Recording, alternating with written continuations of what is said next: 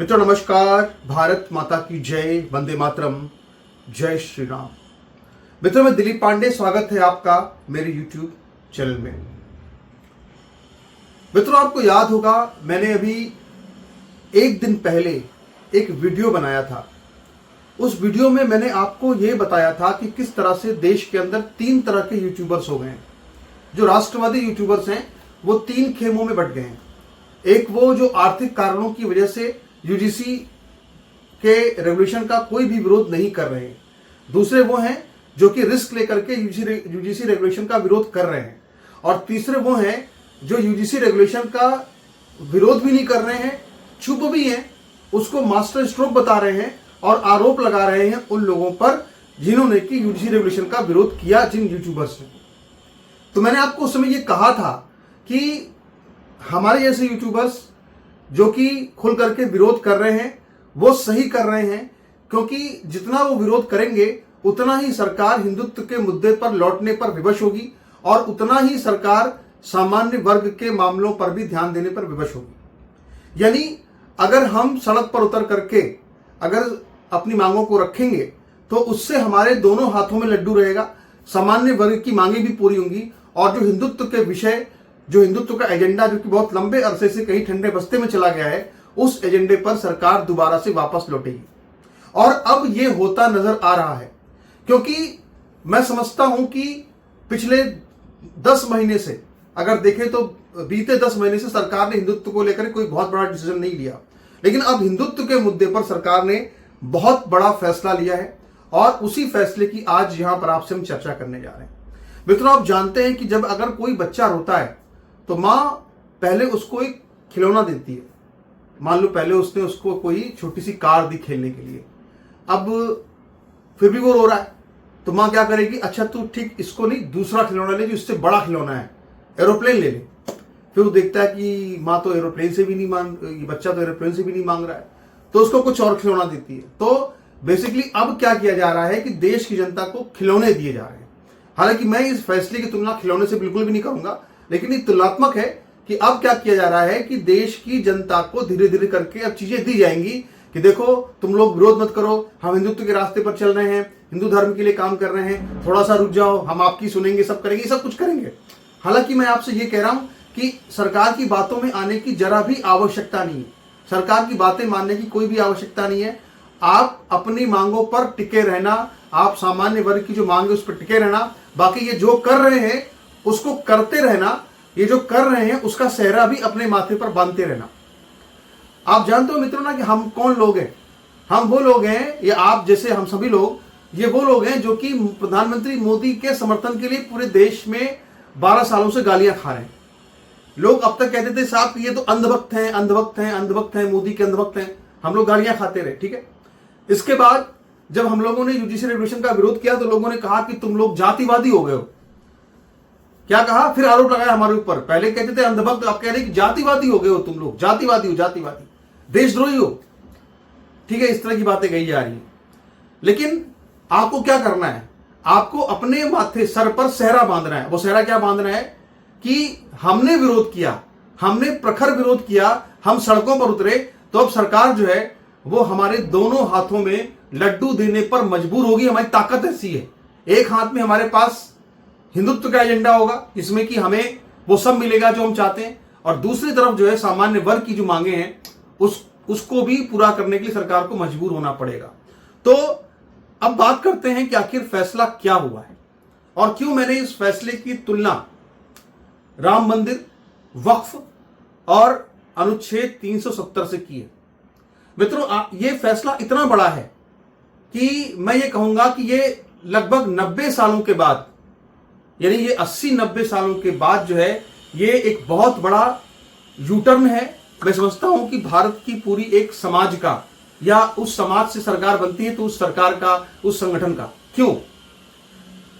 आप अगर गौर से पूरे 12 सालों के प्रधानमंत्री मोदी की पूरी हिस्ट्री को अगर आप अगर आप 12 सालों की हिस्ट्री को देखें, जो भी काम हुआ बीजेपी सरकार में, तो उसमें मैं समझता हूं कि 3 सबसे बड़े काम हुए। एक तो ये कि राम मंदिर का निर्माण हुआ, दूसरा ये कि अनुच्छेद 370 को वापस लिया गया। हालांकि ये भी कहा जाता है कि अभी भी वहां पे उस तरह से कश्मीरी पंडित बस नहीं पा रहे, पर फिर भी चलो मान लेते हैं। और तीसरा सबसे बड़ा काम ये हुआ कि वक्फ, हालांकि वक्फ भी अभी उस तरह से जिस तरह हम चाहते हैं कि पूरी तरह खत्म हो वैसा नहीं हुआ, फिर भी कमजोर हुआ है वो वक्फ, तो उससे भी कुछ ना कुछ जरूर लाभ होगा। लेकिन अगर हम देखेंगे ना तो राम मंदिर के बराबर, राम मंदिर जैसा अगर कोई अगर घटना होने जा रही है तो वो घटना अब ये होने जा रही है कि जो वंदे मातरम का गीत है, जो कि राष्ट्र की, मैं मानता हूं राष्ट्र की आत्मा है, वो जो वंदे मातरम गीत है वो अब सभी सार्वजनिक सभाओं में पूरा गाया जाएगा। यानी अब तक जो है वो सिर्फ 2 छंद गाए जाते थे, लेकिन अब पूरे के पूरे 6 छंद गाए जाएंगे।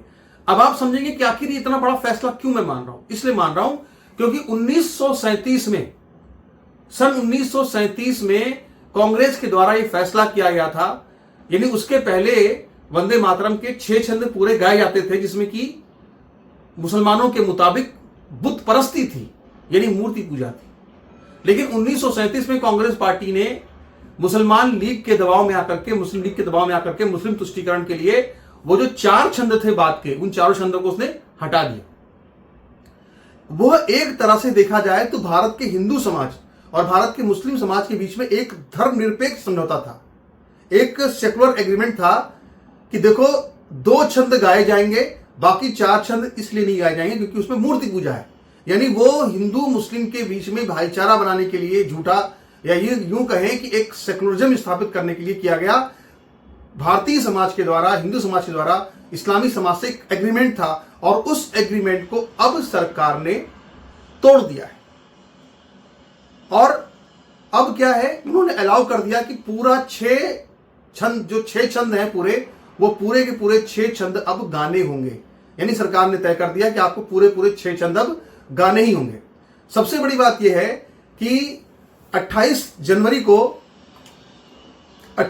को जब ये जो कहा जा रहा है कि फैसला जो था वो 28 जनवरी को लिया गया, गृह मंत्रालय ने गाइडलाइंस निकाली वंदे मातरम को लेकर के, और 28 जनवरी को ये फैसला लिया गया था। लेकिन सबसे महत्वपूर्ण, सबसे बड़ी बात यह है कि उस वक्त पूरे देश के अंदर यूजीसी का आंदोलन चल रहा था, इसीलिए किसी ने भी उनके इस फैसले पर कोई ध्यान ही नहीं दिया, इस फैसले पर कोई चर्चा ही नहीं हुई, क्योंकि सब लोग यूजीसी पर लगे हुए थे। अब आप समझो कि जो पूरा एजेंडा चलाते हैं, प्रोपेगेंडा चलाते हैं बड़े बड़े बीजेपी आईटी सेल के महारथी, बीजेपी सरकार पूरा सूचना प्रसारण मंत्रालय मिल करके ये नहीं प्रूफ कर पाया, ये नहीं बता पाया कि साहब देश में वंदे मातरम को लेकर नई गाइडलाइंस आ चुकी। अब उनको लगा साहब कि हम तो पूरी तरह फेल हो रहे हैं, हमारा तो कोई एजेंडा चल नहीं रहा है, क्योंकि सामान्य वर्ग जो उनका एजेंडा चलाता था, जो उनका प्रचारक था, वो तो अब रूठ गया है। तो उन्होंने क्या किया कि अपने जो चहेते पत्रकार थे, जो उनके चुने हुए पत्रकार थे, उन चुने हुए पत्रकारों को आगे किया गया और उनसे जो है वो ट्वीट कराया गया, और ट्वीट में ये कहलवाया गया कि अब सरकार जो है वो आदेश दे रही है कि वंदे मातरम पूरा गाया जाएगा। और जब थक हार गए, कुछ नहीं कर पाए, अब तक तो फ्री में हम लोग प्रचार करते थे, अब जब देखे कि निःशुल्क प्रचार नहीं हो पा रहा है, तो अब क्या है कि वो आए हैं और आकर के उन्होंने अपने चहेते पत्रकारों से बतलाया समाज को कि भाई देखिए पूरा वंदे मातरम पढ़ना पड़ेगा। तो इससे समझ में आता है कि सरकार किस तरह से घुटनों पर है और किस तरह से सरकार अब सामान्य वर्ग को प्रसन्न करने के लिए, हालांकि हमको प्रसन्न नहीं होना है, और पूरे हिंदू समाज को दोबारा से एक छतरी के नीचे लाने के लिए वंदे मातरम के पूरे गीत को अब की जो मांग बहुत लंबे समय से चली आ रही थी उसको मंजूर कर लिया है। अब यहां पर बहुत से लोग ये कह सकते हैं कि साहब वो तो बंगाल के विधानसभा चुनाव के लिए किया गया है, लेकिन मेरा यहां पर यह कहना है कि बंगाल का विधानसभा चुनाव तो हर पिछले बार भी हुआ था, तब तो उन्होंने ऐसा कोई फैसला नहीं लिया।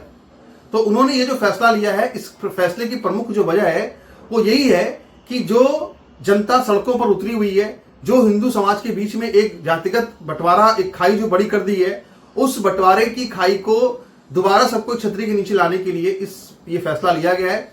और हमारा ये कर्तव्य है, जो लोग भी ये यूजीसी आंदोलन करके गालियां खा रहे ना, उन सभी लोगों को चाहिए कि वो अपना क्रेडिट लें कि हम सरकार का विरोध कर रहे हैं इसलिए फैसला हुआ है।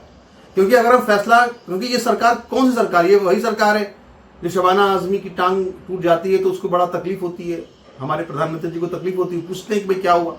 ये वही सरकार है जिसने कि प्लेसेस ऑफ वर्शिप एक्ट को अब तक जो है उस पर जवाब मांगा गया था, अब तक कोई जवाब नहीं दिया। तो अभी धीरे धीरे करके जनता को प्रसन्न करने के लिए, हिंदुत्व के मुद्दे को, एजेंडे को आगे बढ़ाने के लिए, क्योंकि लोग नाराज है इसलिए वो फिर से प्लेसेस ऑफ वर्शिप एक्ट भी वो भी वापस ले सकती है, तमाम तरह के और फैसले ले सकती है।